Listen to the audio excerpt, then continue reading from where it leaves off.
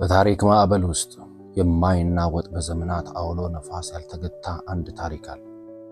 ከአሸዋማው የበረሃ ጉዞ እስከ ተስፋይቱ ምድር ለምለም ኮረብቶች። ይህ የአንድ ሕዝብ ብቻ ሳይሆን የሰው ልጅ የእምነትና የጽናት መዝገብ። ታሪኩ የሚጀምረው ከሺህ ዓመት በፊት በአንድ ጥሪ ነው። ከምድርና ከዘመዶችህ ተለይተ እኔ ወደ ማሳየ ምድር ሂድ የሚል መለኮታዊ ቃል የሕዝብን ዕጣ ፈንታ ቀየረው። ይህ ጥሪ ባዶ ምድርን ሳይሆን ዓለምን የሚቀይር ማንነትን የመመስረት ሂደት ነበር። በፈተና የተሞላ በእሳት የተፈተነ ነገር ግን በተስፋ ቃል የጸና ጥልቅ ስር መሰረት ያለው ነውና። ሰላም ለእናንተ ይሁን ውድ ተመልካቾቻችን። ወደ የእስራኤል ታሪክ ከመነሻው እስከ ዘመናችን መንፈሳዊ ጉዞ እንኳን ደህና መጣችሁ። ዛሬ በሰው ልጆች ታሪክ ውስጥ እጅግ አስደናቂ ከሆኑ ምዕራፎች ወደ አንዱ እንጓዛለን። የእስራኤል ታሪክ። ይህ ታሪክ በቀላሉ የፖለቲካዊ እና ወታደራዊ ክስተቶች ስብሰባ ብቻ አይደለም። ይልቁንም ከመለኮታዊ ተስፋዎች፣ ከቃል ኪዳኖች፣ ከፈተናዎች እና ከማይቋረጥ እምነት ጋር የተሳሰረ መንፈሳዊ ጉዞ ነው። የእስራኤል ታሪክ መለኮታዊ ዕቅድ እንዴት በሰው ልጆች ታሪክ ውስጥ እንደተገለጠ፣ የፍቅር የጽናት እና የእምነትን ታሪክ እንዴት እንደተፈጠረ ያሳየናል። ከዘፍጥረት ጀምሮ እስከዚህ ዘመን ድረስ ሕዝቡ እንዴት እንደተፈጠረ፣ ምድሪቱ እንዴት እንደተሰጠች፣ መንግስታት እንዴት እንደተመሰረቱ እና ሕዝብ መከራ ውስጥ ሆኖ እንዴት ወደ ስሩ እንደተመለሰ በጥልቀት እንመለከታለን ማለት ነው። ስለዚህ ይህን ቻናል ሰብስክራይብ በማድረግ ቪዲዮውን ላይክ በማድረግ እንድትጀምሩ እንጋብዛችኋል። የእስራኤል ታሪክ የሚጀምረው ከአንድ ሰው ጥሪ ጋር ነው። የአብርሃም ጥሪ።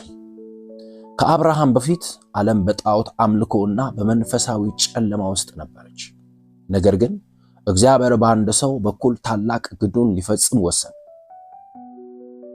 የአብርሃም አመጣጥ መጀመሪያ አብርሃም አይባልም ነበረ፣ አብራም ነበር የሚባለው። የተወለደው በኡር ከተማ የአሁኗ ኢራቅ ሲሆን ከጣዖት አምላኪ ቤተሰብ ውስጥ ነበር የወጣው። እግዚአብሔር ለአብርሃም በዘፍጥረት ምዕራፍ 12 ላይ ከምድርህ ከዘመዶችህና ከአባትህ ቤት ውጣና ወደ ማሳይ ምድር ሂድ አለው። ታላቅ ሕዝብ አድርግሃለሁ፣ እባርከዋለሁ፣ ስምህንም አከብረዋለሁ፣ ለሌሎችም በረከት ትሆናለህ።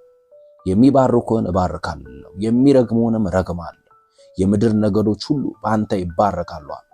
ይህ የአብርሃም ቃል ኪዳን ነው።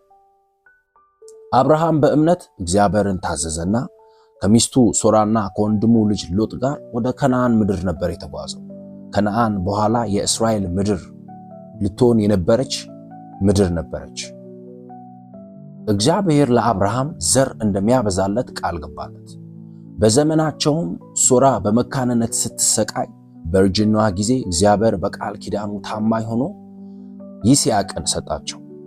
ይስሐቅ ያዕቆብን ወይም ደግሞ እስራኤልን ወለደ።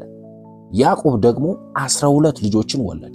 እነርሱም የእስራኤል 12 ነገዶች መሰረቱ። እግዚአብሔር ቃል ኪዳኑን ከአብርሃም ከይስሐቅ እና ከያዕቆብ ጋር ደግሞ አረጋገጠ።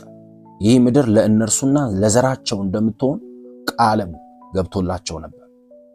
የአብርሃም ዘሮች በከነዓን ውስጥ ለተወሰነ ጊዜ ከኖሩ በኋላ ታላቅ ረሃብ የምድር ገጽታን አጥፍቷት ነበርና ይህ ረሃብ ያዕቆብንና ቤተሰቡን ወደ ግብፅ እንዲሰደዱ አደረጋቸው። የያዕቆብ ልጆች ዮሴፍ በወንድሞቹ ተሽጦ ወደ ግብፅ ተወሰደ። በእግዚአብሔር ጸጋ በፈርዖን ቤት ውስጥ ታላቅ ቦታ አገኘና የግብፅ አስተዳዳሪ ሆኖ ዮሴፍ የያዕቆብን ቤተሰቡን 70 ነፍሳትን ወደ ግብፅ ጋበዛቸው። የረሃብንም ችግር አቃለለላቸው። እስራኤላውያን በግብፅ ውስጥ ለበርካታ 100 ዘመናት ኖረዋል። የእግዚአብሔር ቃል ኪዳን ተፈጽሟል። ቁጥራቸውም እጅግ ጨመረ። የዮሴፍ ዘመን የማያውቁት ወይም ደግሞ ዮሴፍን የማያውቅ አዲስ ፈርዖን ሲመጣ እስራኤላውያን እጅግ በርካታ በመሆናቸው ፈርዖን ፈራ። በዚህ ምክንያት እስራኤላውያን በጭካኔ ባርነት ውስጥ አስገባቸው። ለ400 ዓመታት ያህል በግብፅ ውስጥ በባርነት ተሰቃዩ። እግዚአብሔር የሕዝቡን መከራ አይቶ ሙሴን ጠራ።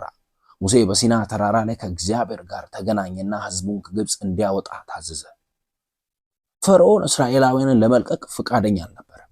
በዚህ ምክንያት እግዚአብሔር በግብፅ ላይ 10 መቅሰፍቶችን አመጣ። የመጨረሻው መቅሰፍት የበኩር ልጆችን ሞት ነበር። ይህ መቅሰፍት ፈርዖንን አስገድዶ እስራኤላውያንን እንዲለቅ አደረገ። እስራኤላውያን በቀይ ባህር በኩል ተአምራዊ በሆነ መንገድ ተሻግረው ከግብፅ ባርነት ወጡ። ከግብፅ ከወጡ በኋላ ለ40 ዓመታት በምድረ በዳ ተጓዙ። በዚህ ጊዜ ውስጥ እግዚአብሔር ሕዝቡን በመናና በድርጭት ይመግባቸው ነበር። ሙሴ 10ቱን ትእዛዛት በሲና ተራራ ላይ ተቀበለ። ይህ ሕዝቡ ሕይወቱን እንዲመራበት የመንፈሳዊ እና የሞራል ሕጎች መሰረት ነበር የሆነው። ከ40 ዓመታት በምድረ በዳ ተንከራተቱ በኋላ እስራኤላውያን ከ40 ዓመታት በምድረ በዳ ከመንከራተት በኋላ እስራኤላውያን በተስፋይቱ ምድር ደጃፍ ላይ ቆመው ነበር።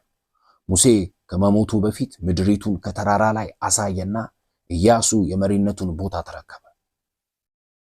ኢያሱ ታላቅ ወታደራዊ ነበር። በሱ መሪነት እስራኤላውያን ዮርዳኖስን ተሻግረው ወደ ከነዓን ገቡ። የኢያሪኮ ከተማ ግድግዳቸውን በተአምር አፈራረሷት።